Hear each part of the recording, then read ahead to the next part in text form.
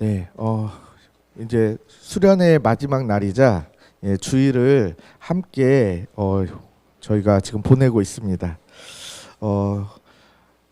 오늘 저는 여러분과 계속해서 사도행전 이제 4장의 말씀을 함께 나누려고 합니다. 이게 뭐 수련의 저녁 집회에 뭐 이렇게 말씀을 전하는 정도 부담감은 아니지만 또 그렇다고 이게 전혀 부담이 없는 건 아닙니다.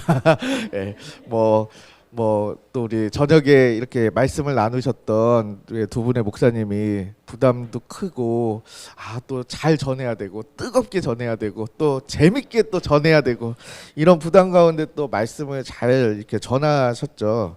근데 저한테는 뭐 뜨겁게 뭐 재밌게 이런 요구를 안 하셨어요.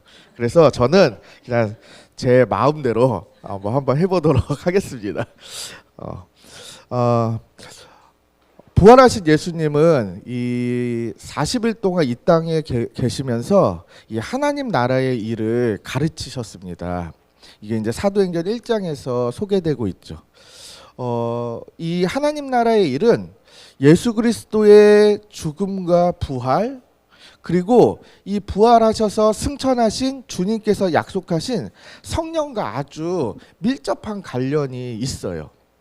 그렇기 때문에 예수님께서는 부활하셔가지고 십자가에서 죽으시고 부활하셔서 이제 40일 동안 이 땅에 계시면서 하나님 나라의 일을 이야기하시고 이렇게 하늘에 오르시면서 제자들에게 하나님이 약속하신 성령을 기다리라라고 말씀하시죠. 그리고 제자들은 그 말씀에 순종하여 예루살렘을 떠나지 않고 기도하면서 성령을 기다립니다. 물론 이 성령을 기다리면서 제자들은 이 12사도에서 한 자리가 빠진 그 유다의 자리가 빠진 그 자리를 이 자리의 사도의 수를 채우는 일이 사도행전 1장 후반부에 또 소개되고 있죠. 그리고 나서 2장에서 하나님이 약속하신 그 성령이 임하는 오순절 성령 강림의 사건이 일어납니다. 이 11사도의 수에서 한 사도의 수를 채우는 그 이야기를 살짝 좀 빼내면 바로 성령을 기다리라라고 말씀하시고 성령을 기다리며 기도하던 제자들에게 성령이 임하는 사건이 바로 이어서 나오는 거죠. 하나님 나라의 일을 가르치신 그 예수님께서 제자들에게 성령을 기다리라라고 말씀하시고 이 성령이 오는 사건은 이 하나님의 나라와 아주 그렇기 때문에 밀접하게 관련이 있다라는 것을 다시 한번 좀 얘기할 수 있을 것 같아요. 우리는 이 수련의 기간 동안 바로 이렇게 부활하셔서 주가 되셔서 성령을 약속하시고 그 약속하신 성령을 보내셔서 하나님의 나라가 성취되었다라는 그 사실을 설교를 통해서 들었어요. 그리고 이렇게 하나님의 나라가 성취되어서 이 성령을 받은 하나님의 백성이 또한 어떠한 삶을 살아가는가 그 이야기를 또 어제 우리가 또 분명하게 들었습니다. 바로 이 예수 십자가 복음을 증거하는, 그래서 예수 그리스도가 주인 되어서 그분이 주인공이 되는 그 일을 전하는 자가 바로 성령을 받은 이 하나님의 백성의 삶이었어요. 그래서 자신의 죄인됨을 드러내고 또한 예수 그리스도께서 십자가에서 죽으시고 부활하셨다라고 하는 그 일을 증거하고 우리 가운데 성령이 임하셔가지고 그 성령을 통하여서 이제는 하나님의 거룩한 백성으로 교회적 존재로 살아가는 일들을 증거하는 자가 바로 성령을 받은 자요 오늘날 우리 교회요 성도다라는 이야기를 우리는 이 수련회를 통해서 계속해서 이야기했습니다. 그리고 이런 이야기를 통해서 우리는 성도로서 우리가 얼마나 영광스러운 존재이고 이미 하나님 나라의 복을 받은 존재로서 어떠한 삶을 살아야 하는지를 도전받고 그런 삶을 살아야겠다. 근데 나 혼자 사는 게 아니라 교회로 함께하는 지체들과 이러한 삶을 살아야겠다라는 것들을 결단했습니다. 그래서 우리 수련의 주제가 뭡니까? 다시 복음, 다시 교회예요. 복음을 잘 알아야 교회를 잘 이해하고 교회적 존재로 살아갈 수 있기 때문이에요. 코로나 기간 동안 2년, 3년 되는 이 시간 동안 정말 교회로 모이기가 어렵고, 그렇기 때문에 교회로 살아가는 일이 참 어렵다 보니까 어찌 보면은 우리가 받은 그 은혜, 우리가 받은 그 복음이 어느샌가 희미해지면서 성도로서 살아가는 일들이 세상에서 살아가는 일들과 별로 구별되지 않는 우리의 모습들, 우리 주변의 모습들을 보게 됩니다.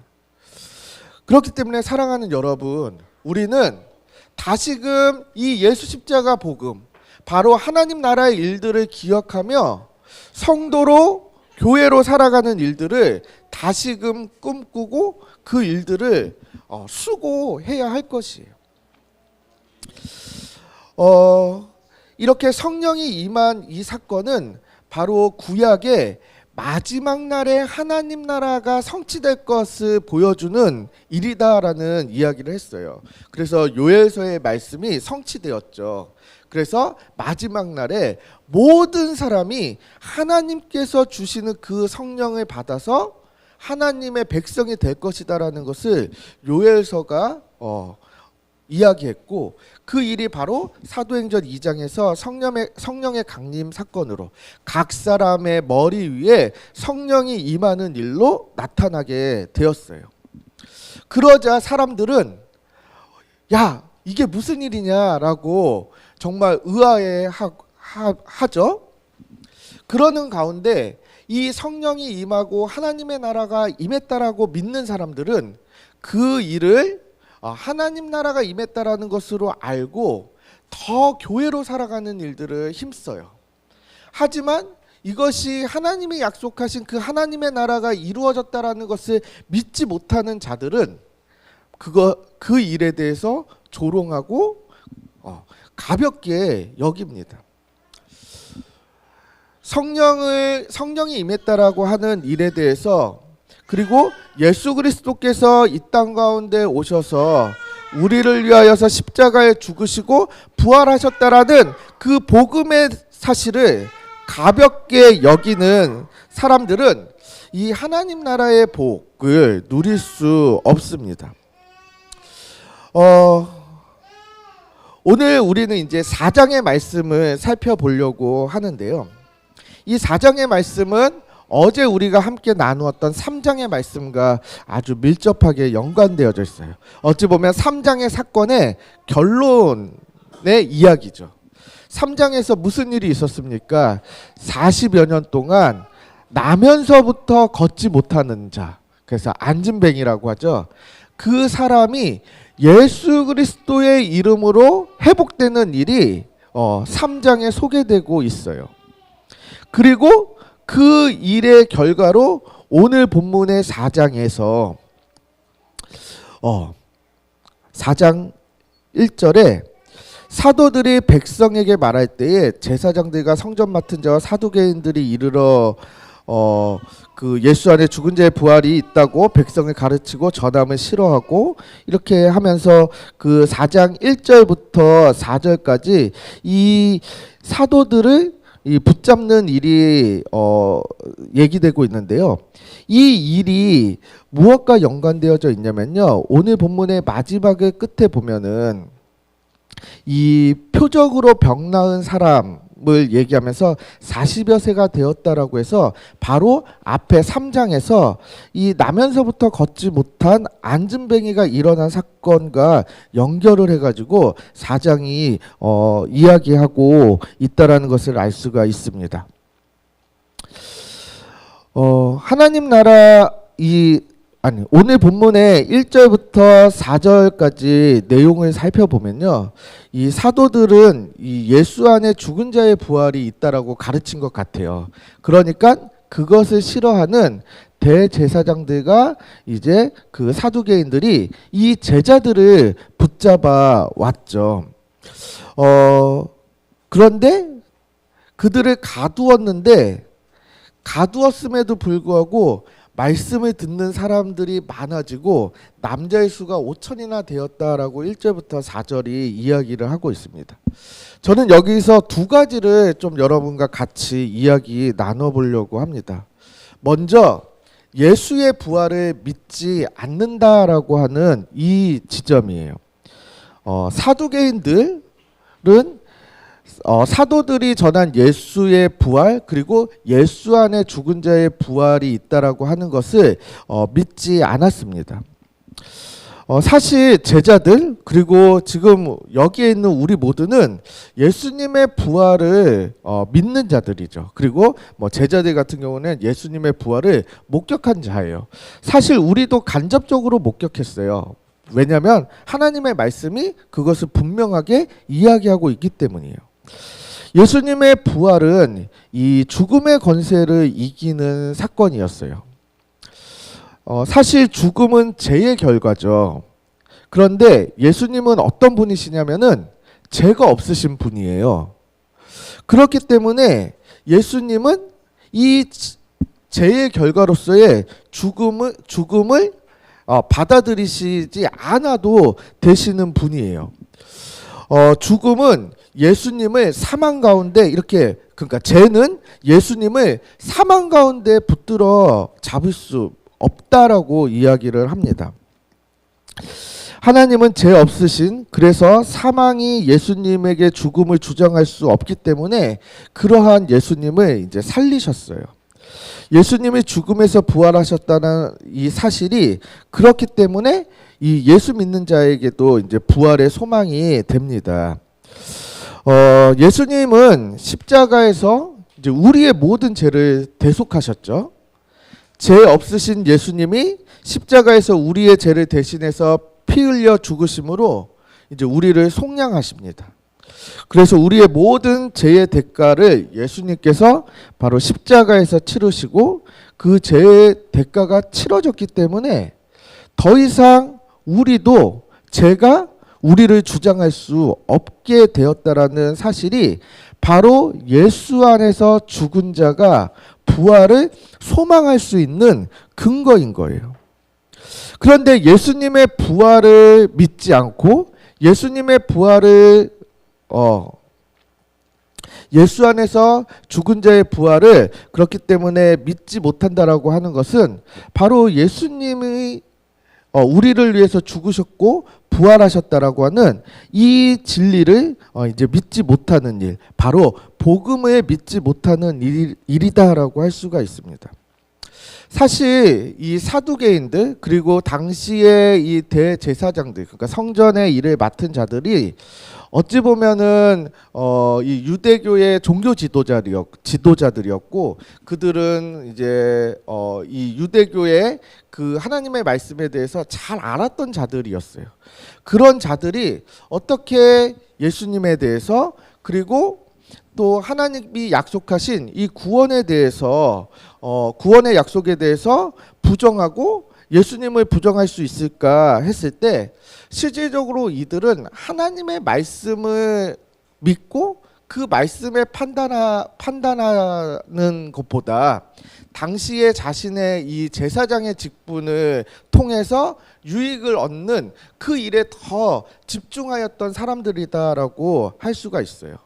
로마의 그 통치 아래서 자신의 정치 권력, 종교 권력을 유지하기 위해서 복음의 말씀에 순종하기보다는 이 정치적인 세력에 순응하면서 그들에게 맞춰가지고 자신들의 일을 하는 사람들이 당시에 이 대제사장이고 이 사두개인들이었다라고 얘기를 합니다.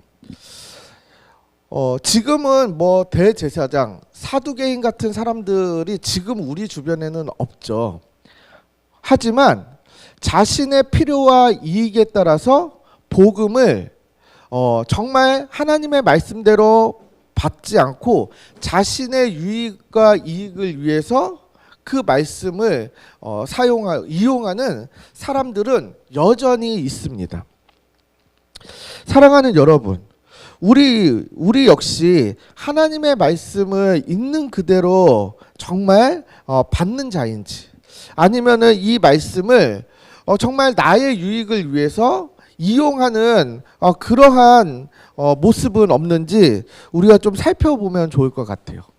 특히나 뭐 성도들보다는 오히려 어쩌면 말씀을 전하는 목회자들, 사역자들이 이런 상황 가운데 훨씬 더 잘 위협받을 수 있지 않을까 싶습니다.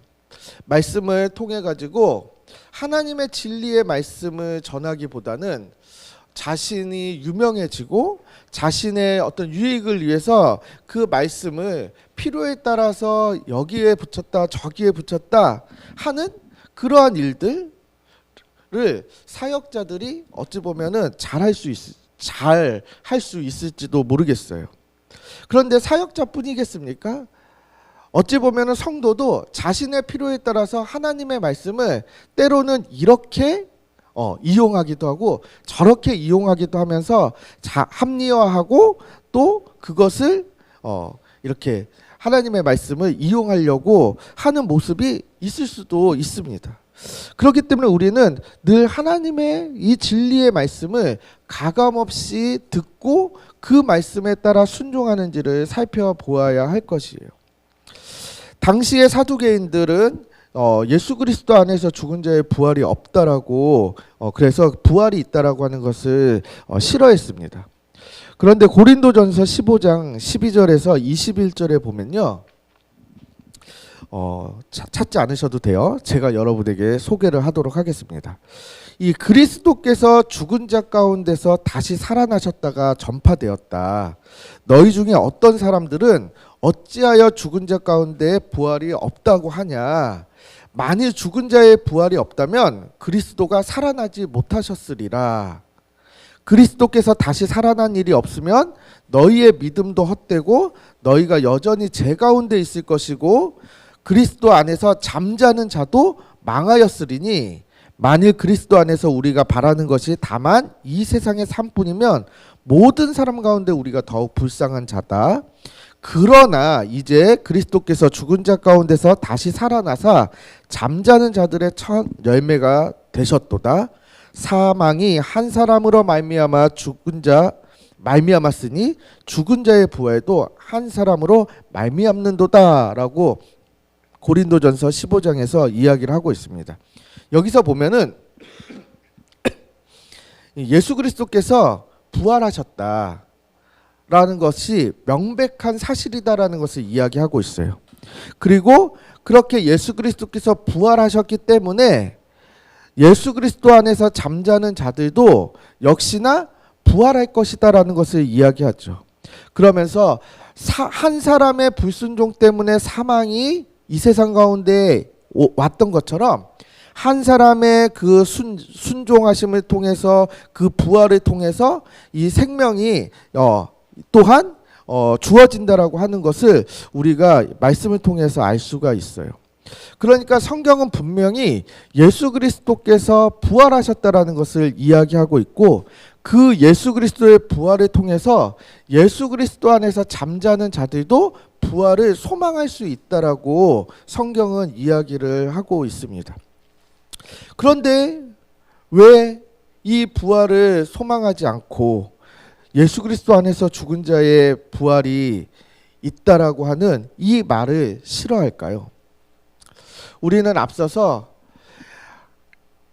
우리에게 주어질 하나님의 나라를 소망하기보다 이 땅에서 자기의 유익과 자기의 권세를 자랑하고 의지하려고 하는 이 사두개인과 같은 사람들, 이런 사람들은 이 땅에 소망을 두고 살아가기 때문에 우리에게 주어질 그 하나님의 나라를 소망하며 앞으로 주어질 그 영광스러운 부활의 그 소망을 소망하지 않는 모습을 볼 수가 있습니다. 예수 그리스도께서 우리를 위해서 죽으시고 부활하셨다라는 그 십자가 복음을 믿지 않고 또 부활하신 예수 그리스도께서 우리에게 하나님의 나라 백성이 되게 하시고 그 나라 복을 우리에게 주실 것이라는 것들을 소망하지 않는 자의 삶은 이 땅의 것들을 소망하며 살아갈 수밖에 없어요. 사랑하는 여러분, 우리는 성령을 통해서 이미 이 땅 가운데 하나님의 나라가 이루어졌고 그 하나님의 나라를 이 땅 가운데서 살아가고 있다라고 하는 것을 믿는 사람들입니다. 그렇기 때문에 이 복음을 믿는 자로서 이 예수 그리스도의 부활, 그리고 그분 안에서 우리가 얻게 될 영광스러운 부활을 증거하는 삶을 살아야 해요. 근데 사실 저도 복음에 대해서 분명하고 풍성하게 알기 전에는 예수님이 우리를 위해서 죽으셨고 부활하셨어, 이 내용은 그래도 뭔가 좀 설명할 수 있었던 것 같아요. 그런데 예수 안에서 죽은 자의 부활을 소망하는 그 소망에 대해서는 별로 이렇게 소망하지 못했던 것 같습니다. 사랑하는 여러분, 여러분은 어떻습니까? 예수님이 죽음 가운데서 부활하셨다라는 그 사실에 대해서는 너무나 많이 들어서 그것을 알고 믿고 전하는 일에는 어찌 보면은 쉬울 수 있지만, 예수 안에서 죽은 자의 부활을 소망하며 그것을 전하고 증거하는 일들을 하실 수 있겠습니까? 저는 우리가 이 예수 안에서 죽은 자의 부활이 있다라고 하는 이 일들을 소망하며 이 일들을 잘 전하는 우리 모두가 되길 소원합니다.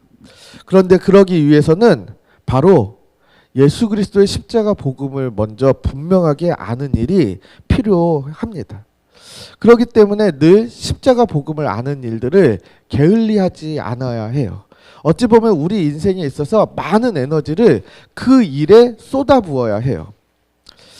돈을 버는 일도 중요하지만 돈을 버는 일보다 예수 그리스도의 이 십자가 복음을 아는 일이 중요합니다. 우리가 어제 이 설교 말씀에서도 은과 금은 없지만 내게 있는 예수 그리스도의 이름을 너에게 주니 일어나 걸으라 라고 이야기할 때 그 안진뱅이가, 걷지 못하는 자가 일어나는 일이 일어나죠. 어찌 보면은 생명이 회복되어지는 일만큼 이 땅 가운데서 중요한 일은 없어요. 생명을 얻는 일.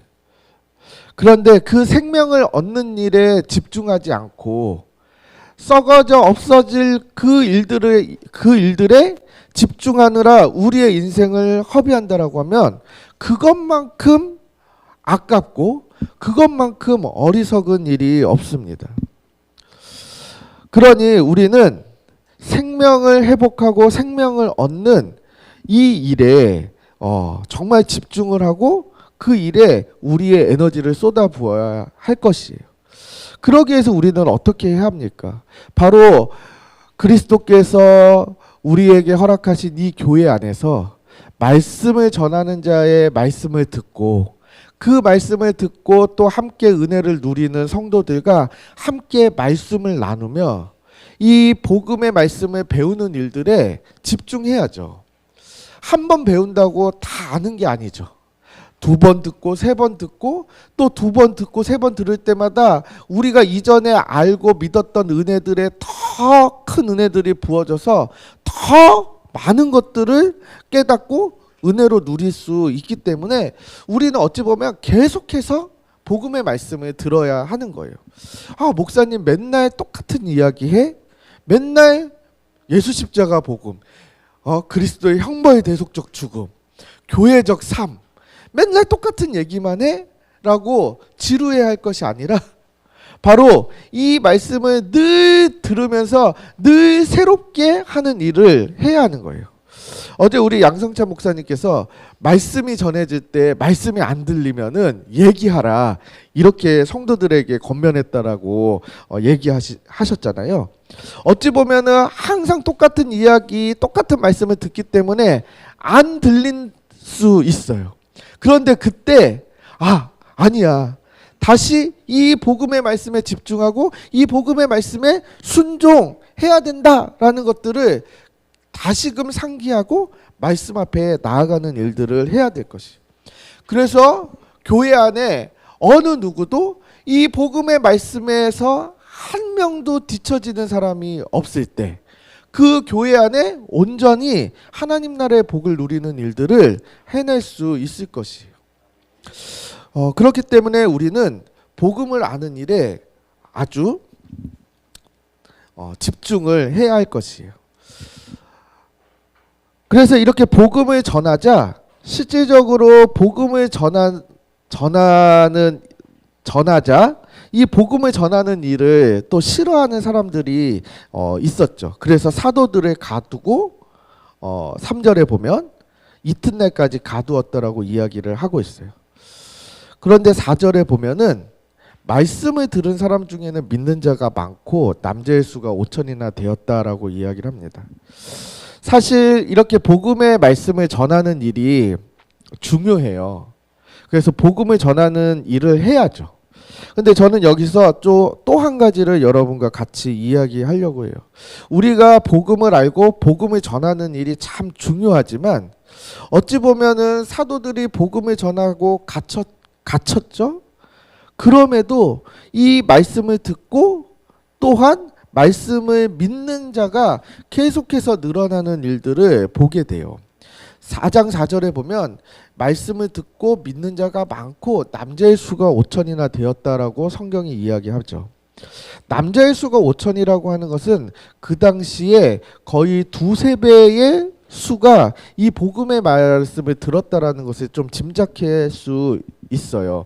왜냐하면은 우리가 일반적으로 이해하듯이 이 당시에 어떤 여자들이나 어린아이들 이런 나그네들 이런 사람들을 실질적으로 어떤 이렇게 수로 카운트하지 않고 이제 성인 남성들만을 이렇게 이제 카운트한단 말이에요. 그렇기 때문에 5천이나 되었다라고 했을 때는 더 많은 사람들이 이 예수 그리스도의 부활과 그분의 부활을 통해서 믿는 자의 부활의 이 복음의 내용을 더 많은 사람들이 들었다라는 것을 알 수가 있습니다.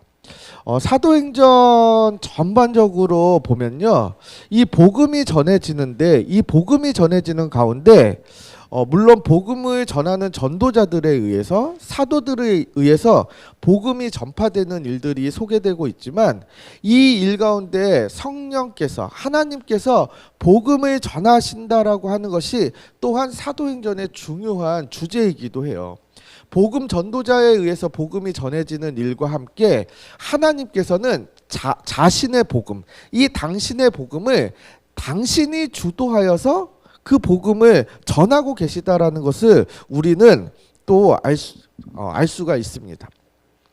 그렇기 때문에 이 복음이 때로는 전해지는 가운데 이렇게 핍박도 당하고 갇히고 어찌 보면 복음이 막히는 것 같은 그런 상황 가운데 놓여 있을 수도 있어요. 복음을 전하다가 그런 낭망됨에 또 빠지기도 해요. 사랑하는 여러분, 여러분의 삶 가운데서도 그런 일이 있지 않습니까? 복음을 전하기는 해야 될 텐데 뭔가 이렇게 복음을 전하는 데 있어서 장애가 있고 복음이 막히는 것 같고 그럴 때 참 답답하고 그래서 이렇게 어떻게 복음을 전해야 할까 전전긍긍하고 있을 때 또 우리가 한편으로 이런 생각을 좀 해봤으면 좋겠어요. 그래, 하나님께서 하나님의 복음을 지금 전하고 계시다라고 하는 것들을 우리가 좀 확신했으면 좋겠어요. 여러분, 복음이 전해지는 역사에서는 수많은 복음의 장애물들이 있었어요. 그 장애물들을 넘어서 지금 우리가 또 이렇게 복음을 듣고 바로 성도로 교회로 지금 이렇게 모여 있잖아요. 하나님께서는 하나님의 복음이 전해지는 일에 한 번도 한치도 쉬신 일이 없어요. 이 2000년 전에 이 사도행전 이 당시에만 복음이 전해진 게 아니라 지금도 하나님께서는 계속해서 복음을 증거하고 계세요. 그렇기 때문에 우리는 그런 하나님을 의지하여서 하나님, 우리도 우리의 입술이 우리의 삶이 하나님의 복음을 증거하는 증인의 삶을 살기를 원합니다라고 기도하며 하나님의 복음 전파에 함께 해야 하는 것이. 그리고 그 일에 바로 교회로 우리를 부르셨다라고 하는 것을 우리는 기억해야 할 것입니다. 그렇기 때문에 우리는 예수 그리스도의 부활, 그분 안에서 또한 죽은 자의 부활을 전하면서 하나님께서 이 일들을 하시고 계시다라는 것들을 놓치지 않고 이 하나님과 함께 이 복음을 전하는 일들을 해야 할 것이에요. 그러자 이제 4장 5절에 보면은 이제 이튿날 관리들과 장로들과 서기관들이 예루살렘에 다 모이죠. 그러면서 6절에 보면은 제사장 안나스와 가야바와 요한과 알렉산더 및 대사장의 문중이 다 참여해서 사도들을 이제 세워 놓습니다. 그러면서 사도들에게 물어요. 무슨 권세와 누구의 이름으로 이 일을 행했냐라고 얘기합니다. 바로 이 일이 뭐냐면요. 3장에서 이 나면서부터 걷지 못하는 자를 일으켜 세운 그 일이에요. 그때도 이 제자들이 안진뱅이를 일으키면서 예수 그리스도의 이름으로 그를 일으켜 세우죠. 그를 회복한단 말이에요. 이 일에 대해서 이 대제사장의 문중, 그러니까 가족들이에요. 이들이 사도들에게 묻는 거예요. 너희가 무슨 권세와 누구의 이름으로 이 일을 행했냐? 라고 묻죠. 사실 이 안진뱅이가 일어난 일, 그래서 이 일을 오늘 본문의 마지막에서 표적이라고 이야기를 하잖아요. 그래서 이 나면서부터 걷지 못하는 자가 일어난 일은 표적이에요. 표적. 근데 표적은 무엇을 가리키는 거란 말이에요. 그러면 나면서부터 걷지 못하는 자가 일어난 일이 무엇을 가리키는 일인가를 우리가 한번 생각해 봐야 돼요. 이 나면서부터 걷지 못하는 자가 회복되어지는 이 일은 마지막 날에 하나님 나라가 회복되어질 때 누리게 될 그 모습을 가리키는 거예요. 구약에서 하나님의 나라가 회복되어질 때 어떠한 일이 일어나는지를 이사야 선지자가 이렇게 이야기를 해요. 이사야서 35장 6절을 보면요. 그때에 저는 자는 사슴같이 뛸 것이며 말 못하는 자의 혀는 노래를 하리니. 여기서 저는 자가 이게 저는 자죠. 저는 자. 저는 자가 사슴과 같이 뛴대요. 그러니까 저도 이런 날이 좀 왔으면 좋겠어요. 제가 발이 아프거든요. 지금도 슬리퍼를 신고 있는데 제가 발이 아파서 잘 못 뛰어요. 물론 이제 몸무게가 많이 나가서 잘 못 뛰는 것도 있지만 발이 아파서 잘 못 뛰는데 이 마지막 날에는 사슴과 같이 뛴대요. 그리고 마태복음 11장 5절에 보면 맹인이 보며 못 걷는 사람이 걸으며 나병한 자가 깨끗함을 받으며 못 듣는 자가 들으며 죽은 자가 살아나며 가난한 자에게 복음이 전파된다 하라라고 하는데 이 말씀도 바로 구약의 이사야서에서 이 마지막 때에 회복되어질 모습을 설명하는 모습이에요. 그래서 그때는 맹인이 눈을 떠요.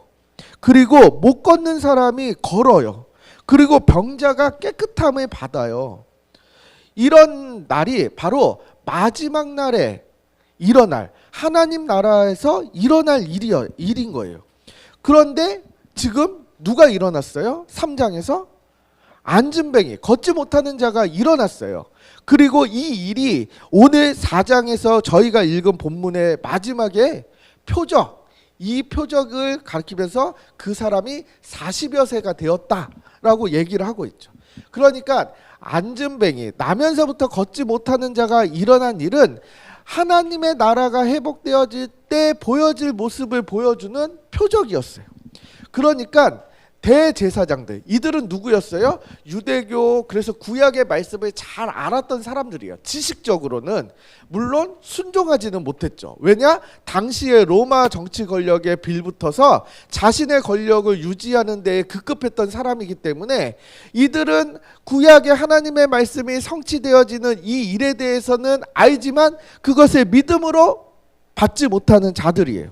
그러니까 이 대제사장들이 모여가지고 사도들이 한 일이 큰 일이라는 것은 알지만 그렇기 때문에 그 일을 행한 그 권세, 그 이름 누구의 이름으로 이런 일을 했냐라고 묻는 거예요.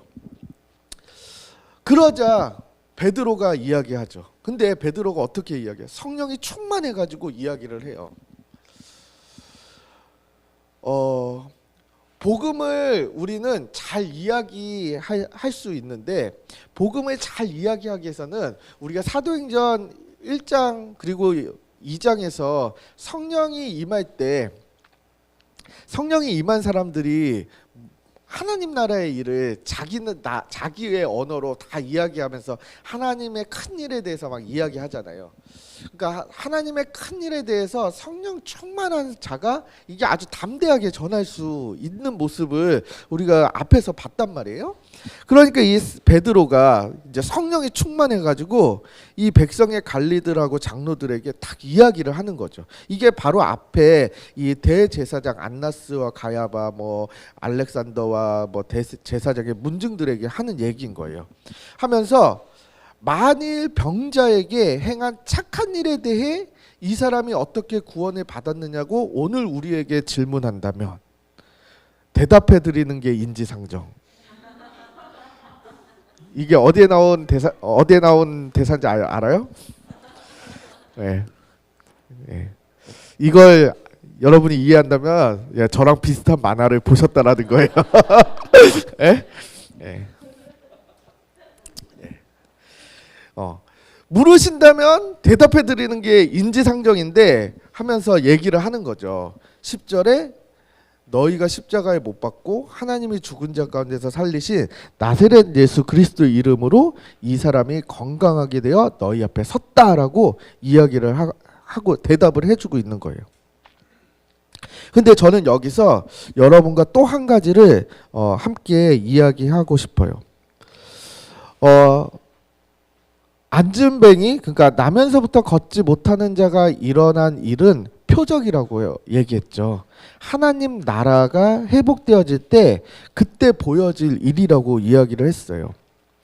그런데 이제 베드로는 이 나면서부터 걷지 못하는 자가 일어난 일이 그러니까 이 사람을 병자라고 이야기하죠. 그리고 그 사람에게 일어난 일이 착한 일이라고 얘기를 해요. 그러니까 병자가 회복되어지는 것, 이 일이 착한 일인 거죠. 여러분 뭐 건강을 잃었던 사람이 건강을 회복하는 일은 참 좋은 일이잖아요. 그러니까 병자에게 일어난 그 이 착한 일에 대해서 얘기하면서, 그런데 이 일이 어떻게 구원을 받았느냐라고 질문한다라고 하면서 그 병자에게 일어난 착한 일이 구원이다라고 하는 것하고 얘기를 하고 있는 거예요. 여러분, 사실 우리는 구원이라고 하면은 굉장히 영적인 차원에서 많이 생각을 해요.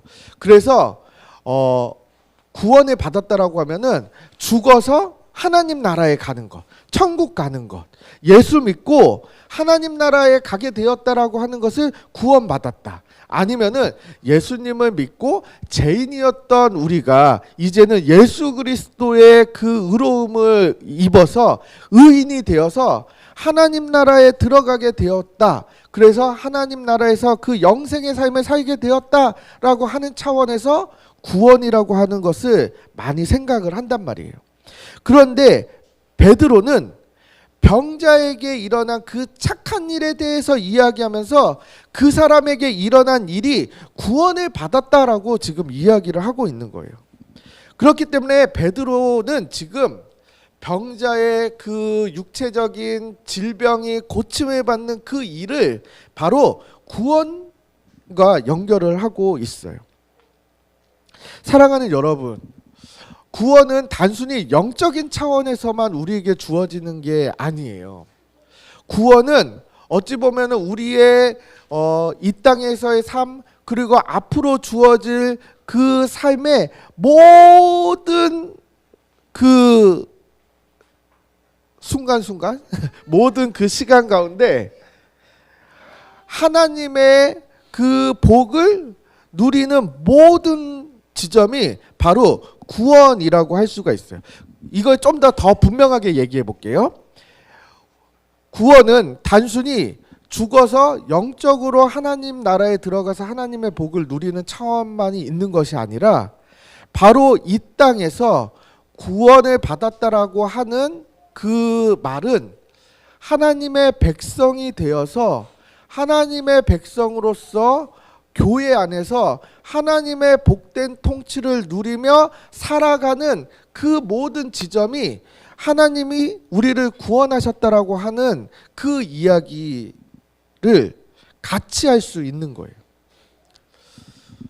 그렇기 때문에 병자에게 일어난 그 착한 일, 그 앉은 뱅이가 일어난 그 일, 그래서 걷게 된 그 일이 그 사람에게 구원인 거예요. 병에서 치유함을 받는 일. 그런데 우리 안에서도 이런 일들은 굉장히 많이 일어나요. 물론 뭐 앉은뱅이가 일어나는 그런 게 아니라요.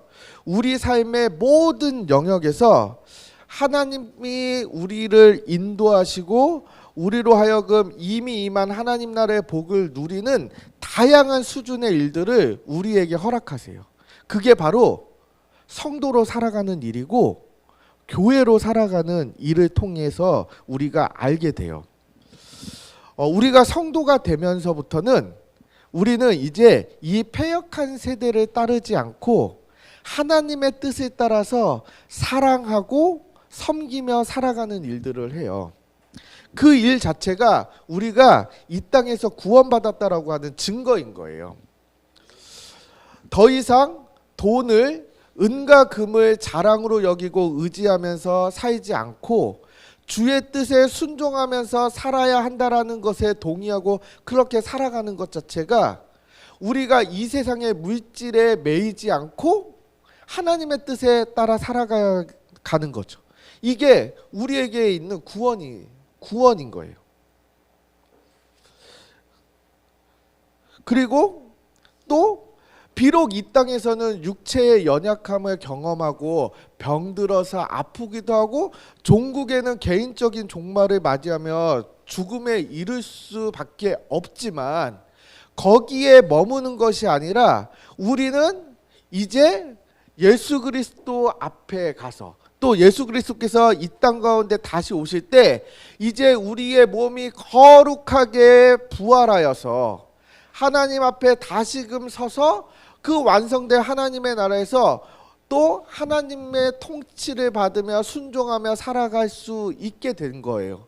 그렇기 때문에 이 땅에서 병든 것이 우리에게 큰 시험이고 이 땅에서 죽음이 우리에게 큰 좌절이고 낭망이 될 수 없는 거예요. 그렇기 때문에 우리는 이 땅에서 그 죽음의 두려움 가운데서 병들어 연약해지는 그 두려움 가운데서도 구원 받았어요. 그렇기 때문에 우리에게도 지금 이 앉은뱅이에게 일어난 착한 일들이 지금 계속해서 일어나고 있고 일어날 거예요.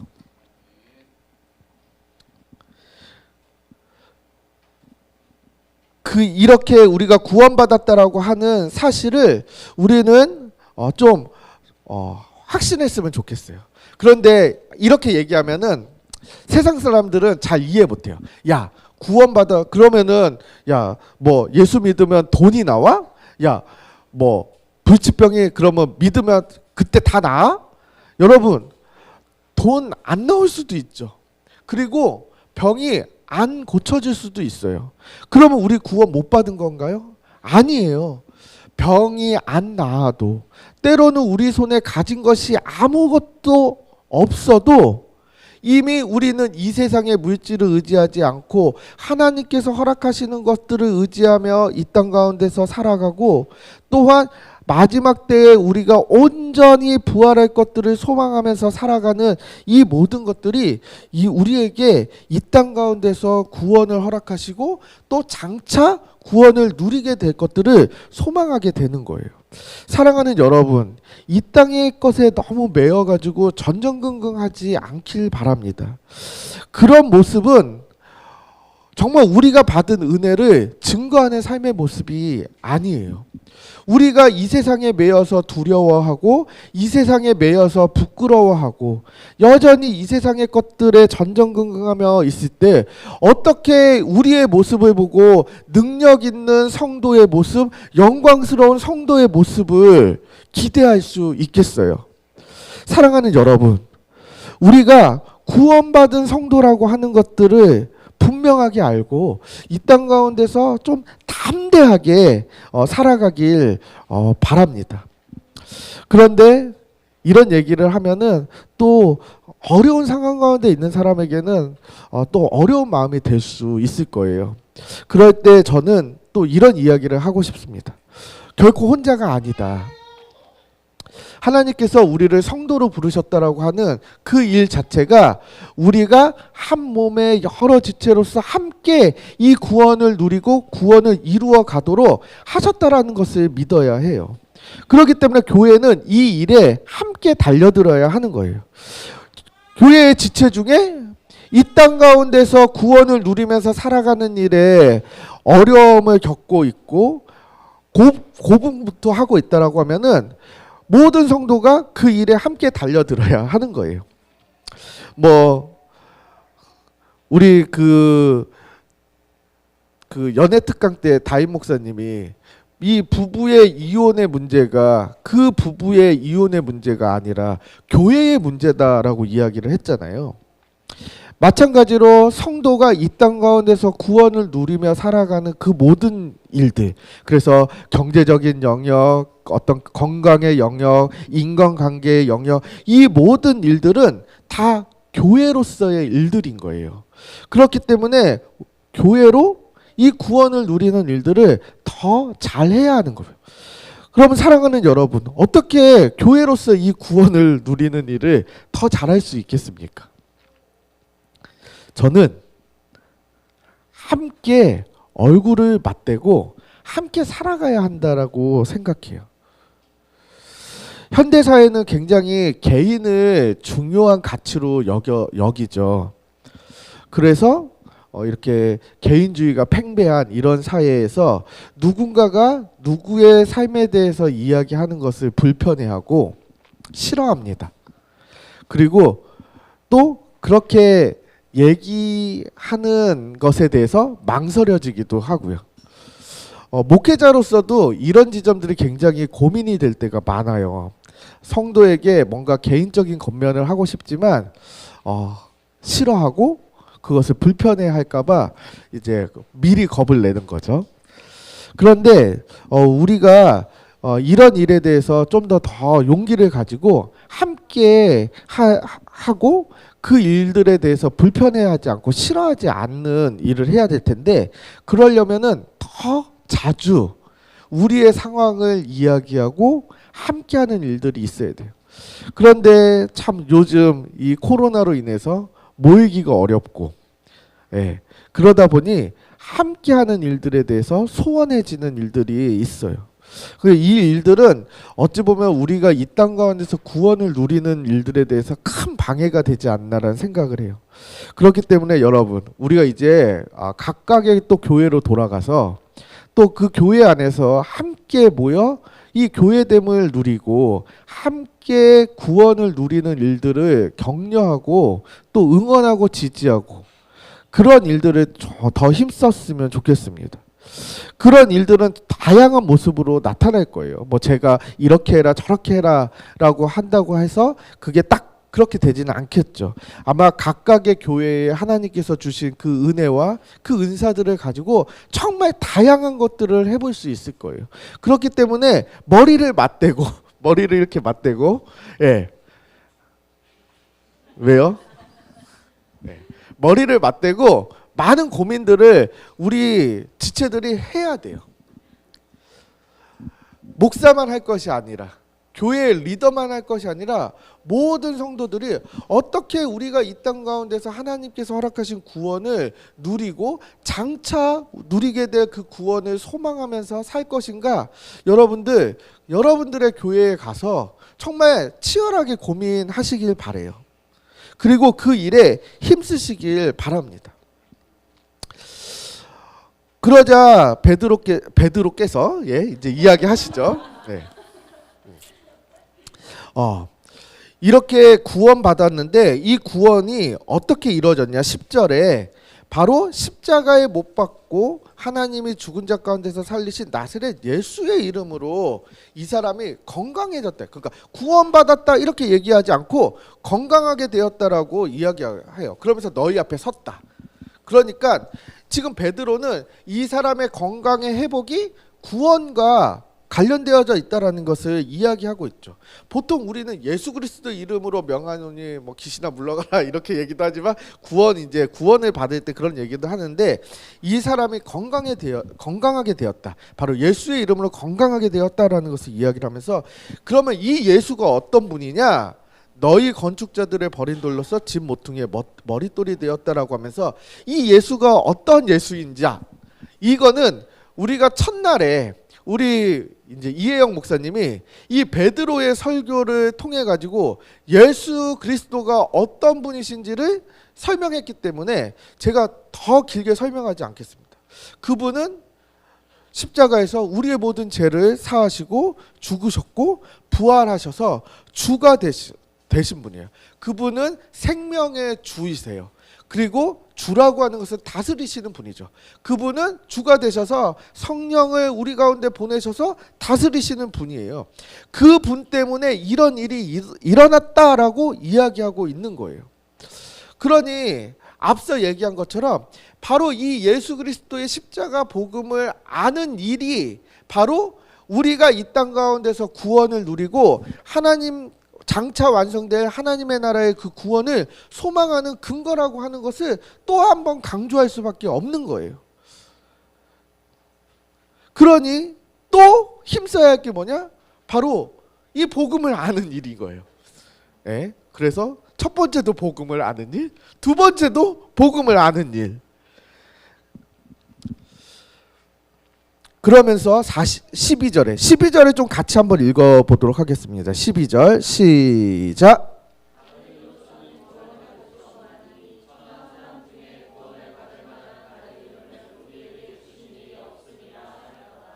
여기 보니까 다른 이로서는 구원을 받을 수 없나니 천하 사람 중에 구원을 받을 만한 다른 이름을 우리에게 주신 일이 없다라고 이야기를 하고 있어요.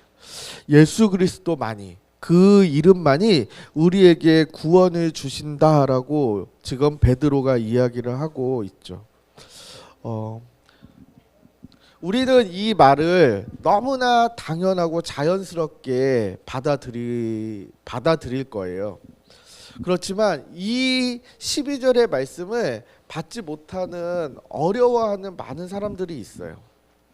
그런 사람들에게 우리는 예수 그리스도의 이름을 좀 잘 증거할 수 있도록 준비하고 또 그러기에 우리 안에서 먼저 이 예수 그리스도의 이름을 아주 풍성하게 나눌 수 있었으면 좋겠습니다. 이제 마지막으로 13절부터 22절까지의 내용을 보면서 여러분과 또 한 가지를 이야기하려고 합니다. 이제 13절에 보니까 이 베드로가 성령이 충만해가지고 아주 담대하게 얘기한 거죠. 너희가 그 십자가에 못 박은 그 예수 그리스도 그분의 능력, 그분의 이름으로 이 안진뱅이가 구원을 받았다 이런 얘기들을 아주 담대하게 얘기하는 것을 보고서는 원래 베드로가 학문이 없는 범인, 그러니까 평범한 사람으로 알았는데 이렇게 담대하게 얘기하니까 이상하게 여긴 거죠. 그리고 보니까 예수와 함께 전에 있었던 자였는데 아주 이게 용기 백배하게 감히 이 대제사장 앞에서 그런 얘기를 하고 있는 거예요. 사실 베드로 어떤 사람이었냐면은 예수님이 십자가에 못 박히기 위해서 이렇게 잡혀가실 때 부인했던 자잖아요. 그리고 그는 갈릴리 어부의 사람이었고 어찌 보면은 이렇게 대제사장처럼 이렇게 종교적인 권위와 어떤 리더십을 가지고 있었던 사람이 아닌 평범한 사람인데 아주 담대하게 예수 그리스도에 대해서 전하니까 이제 이상히 여기는 모습을 얘기하고 있죠. 그리고 그 베드로 옆에는 또 병 나은 사람이 그들과 함께 서 있었어요. 그러자 이제 비난할 말이 없는 거예요.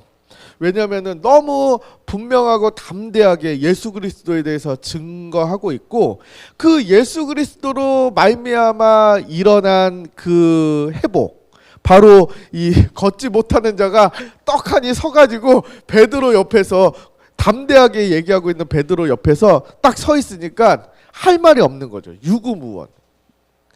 예, 입이 있지만 할 말이 없는 거예요.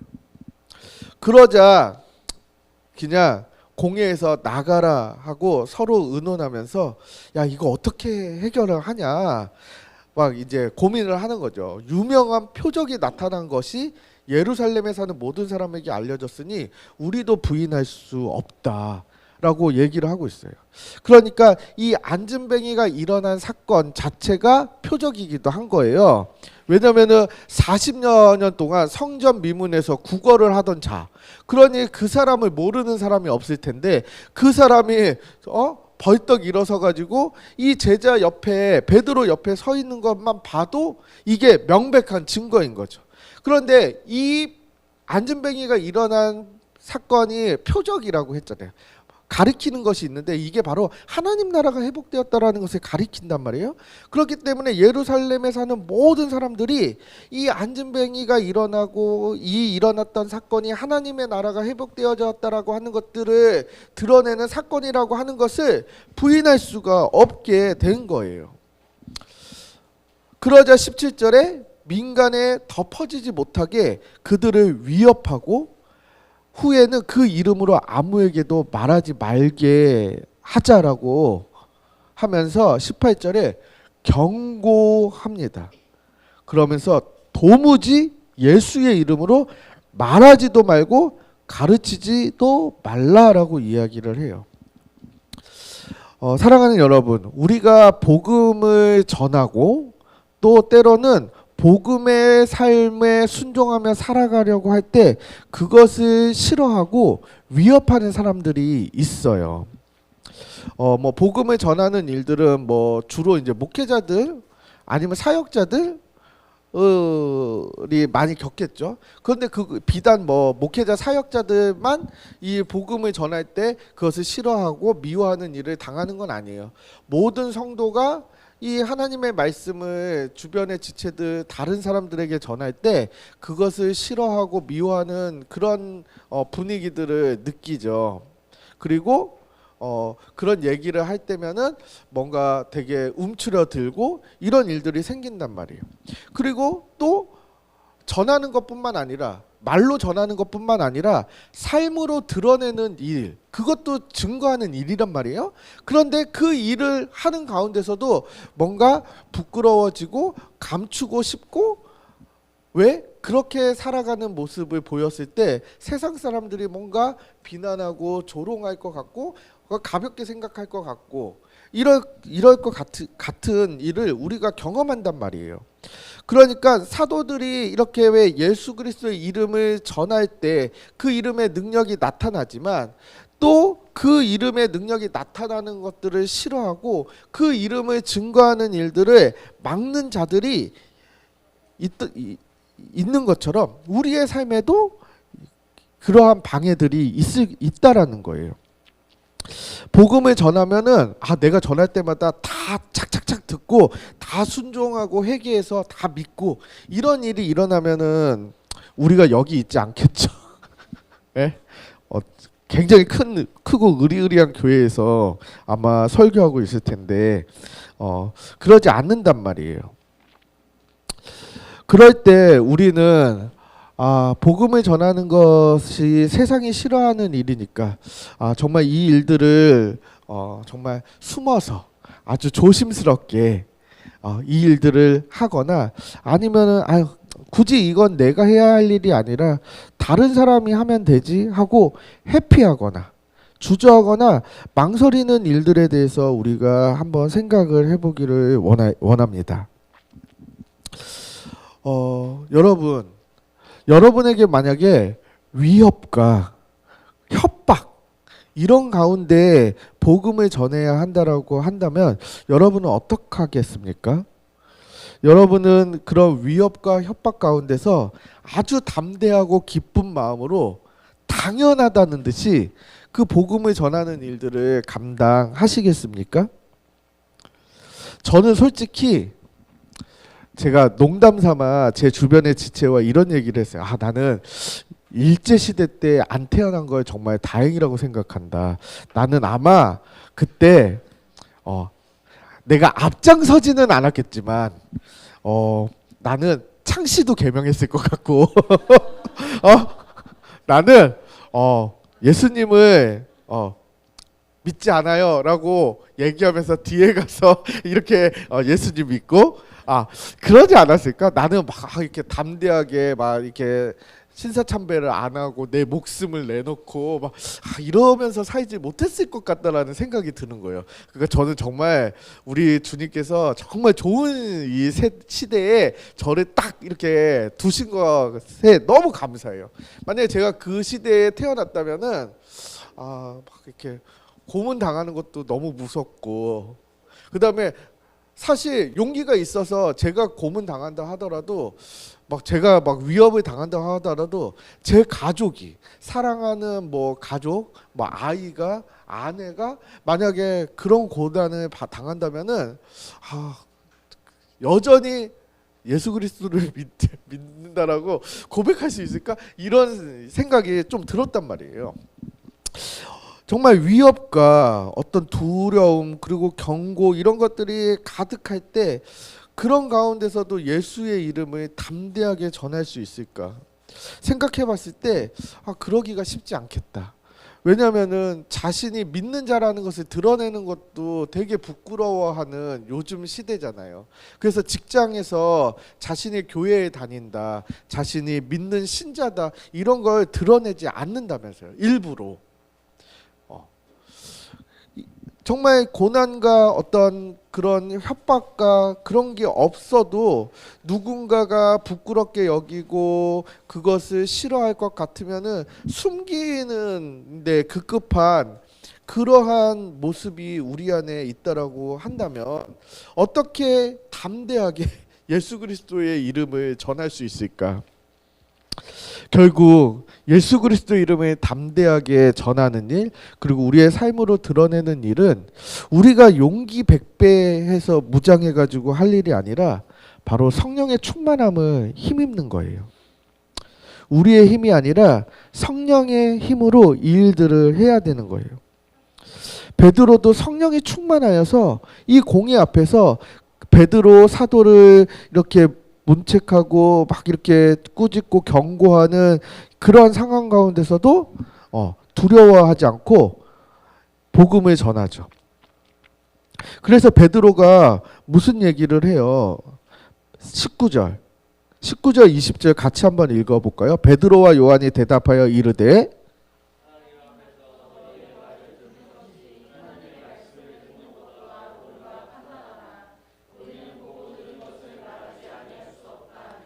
네, 보니까 베드로가 하나님 앞에서 너희 말을 듣는 것이 하나님의 말씀을 듣는 것보다 옳은가 판단해라. 그러니까 지금 베드로하고 요한 사도가 하나님의 말을 듣는 것이 그러니까 너희의 말을 들어서 하나님의 말을 듣지 않는 것보다 지금 하나님의 말을 듣는 것이 더 옳은 일인데 어떻게 하나님 앞에서 너희 말을 듣냐 이렇게 지금 묻고 이제 대묻는 거죠. 그러면서 우리가 보고 들은 것에 말하지 아니할 수 없다라고 이야기해요.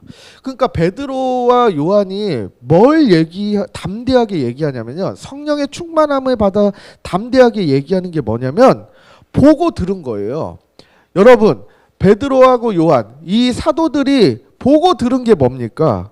바로 예수 그리스도의 죽음과 부활, 그분이 하늘에 오르셔서 주가 되신 그것을 봤어요. 그리고 그분이 약속하신 성령이 임했다라는 것들을 봤단 말이에요. 그러니까 사도들은, 제자들은 보고 들은 것을 말하지 아니할 수 없다라고 이야기를 하고 있어요. 그러니까 담대하게 얘기하려면은, 담대하게 증거하려고 하면은 성령의 충만을 받아야 하죠.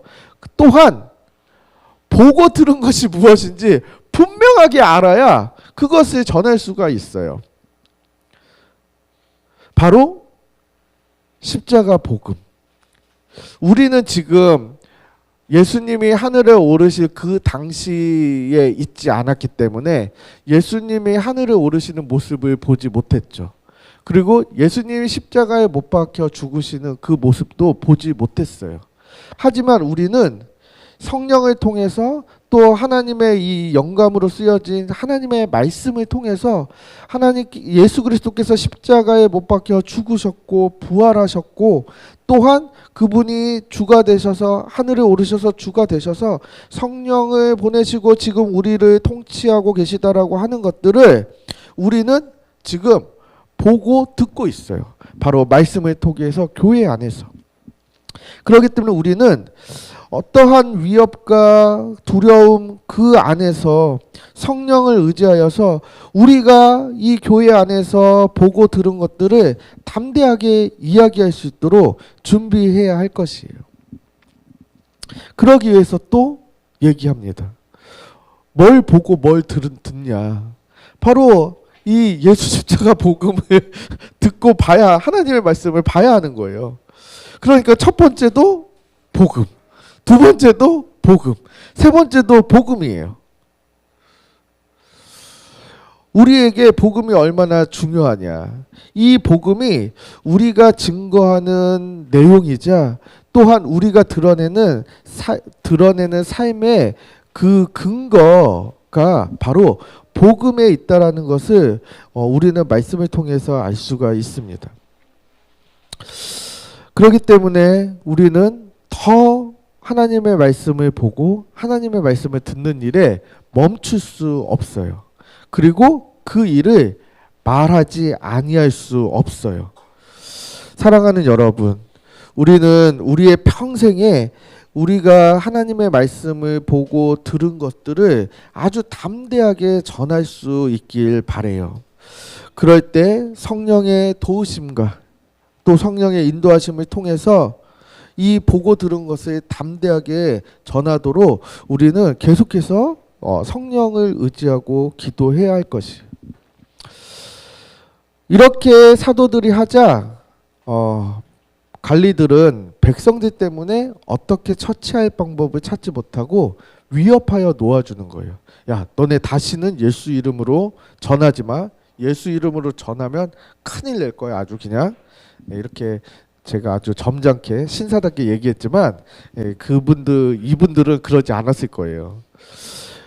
이는 모든 사람이 그 된 일을 보고 하나님께 이제 영광을 돌렸다라고 하면서 22절에 이 표적으로 병 나은 사람은 40여 세가 되었다라고 이야기를 하고 있어요.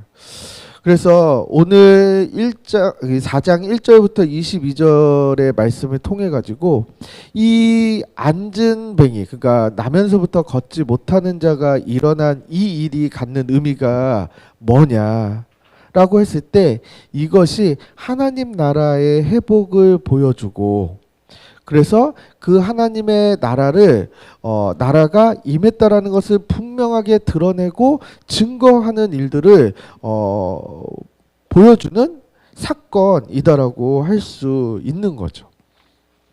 이제 말씀을 좀 마무리하려고 합니다. 우리는 사도행전을 통해서 이 주되신 그리스도께서 성령을 보내시고 이 성령을 통해서 이제 교회를, 성도를 다스리신다라는 것을 잘 들었죠. 그렇기 때문에 이제 우리는 이 성령을 의지하여서 하나님의 말씀인 이 십자가 복음을 알고 이것을 전하고, 또한 이 전한다라는 것은 단순히 말로만이 아니라 우리의 삶, 교회적인 삶, 그래서 때로는 우리의 소유를 팔아서 나눠주고 가난한 자들을 돌보고 섬기고 하는 이런 일들을 통해서 우리에게 임한 그 하나님의 나라를 증거하는 삶을 살아가야 할 것이에요. 사랑하는 여러분에게 조금 권면하고 여러분들을 조금 독려합니다. 성령의 충만함을 늘 간구하며 그 성령에 따라서 하나님 나라의 복을 증거하고 누리는 우리가 되도록 우리가 항상 기도하고 이 일에 힘쓰길 바라요. 그리고 이 일이 결코 나 혼자서 하는 일이 아니라 함께 교회로 부른 이 교회의 성도들과 함께 이 일을 해야 한다는 것을 우리가 함께 기억하길 원합니다. 우리 좀 들은 말씀을 생각하면서 찬양하고 예배를 마치도록 하겠습니다. 주님 다시 오실 때까지 찬양하겠습니다.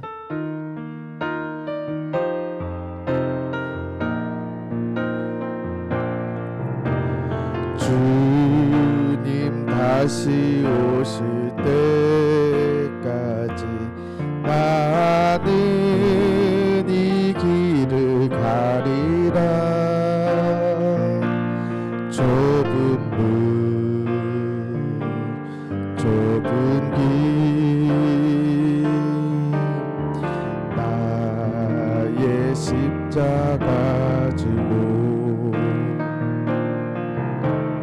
나의 가는 이 길 끝에서 나는 주님을 보리라. 영광의 내 주님 나를 맞아주시리. 주님 다시 오실 때까지 주님 다시 오실 때까지 나는 일어나 달려가리라.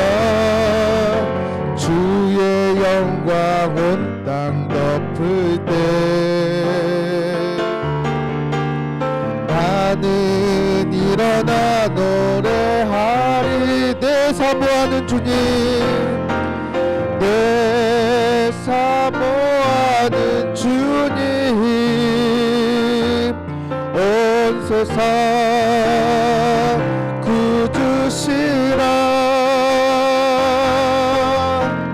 내 사모하는 주님 영광의 왕. 주님 다시 오실 때까지 주님 다시 오실 때까지 나는 일어나 달려가리라. 주의 영광 온 땅 덮을 때 나는 일어나 노래하리.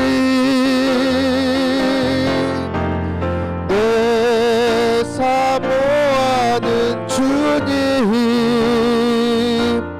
온 세상 구주시라. 내 사모하는 주님 영광의 왕이시라. 제가 기도하고 축도함으로 예배를 마치도록 하겠습니다. 사랑의 하나님, 우리에게 2박 3일의 수련회를 허락하여 주셔서 사도행전의 말씀을 통하여서 이 땅 가운데 하나님의 나라가 임하고 하나님의 백성으로서 이 땅 가운데서 어떻게 살아가야 할지를 함께 나누는 시간을 허락하여 주시니 감사합니다. 하나님, 우리가 신실하게 하나님께서 약속하신 그 약속이 성취되었다라는 것을 우리가 믿고 우리가 성령의 충만함을 의지하여서 하나님의 백성으로서 이 땅 가운데서 거룩한 성도로 힘을 내어서 또한 살아갈 수 있도록 주께서 은혜를 허락하여 주십시오. 우리가 교회로서 함께 모이기에 힘쓰며 예배하는 일에 힘쓰고 또한 서로를 사랑하는 일에 힘써 서로의 필요를 나누고 세우는 우리 모두가 될 수 있도록 은혜를 허락하여 주시고, 무엇보다도 예수 그리스도의 십자가 복음을 증거하며 이 땅 가운데서 하나님의 나라가 이루어졌다라는 것들을 증거하는 증인의 삶들을 하나님 우리가 살아갈 수 있도록 은혜를 더하여 주시옵소서.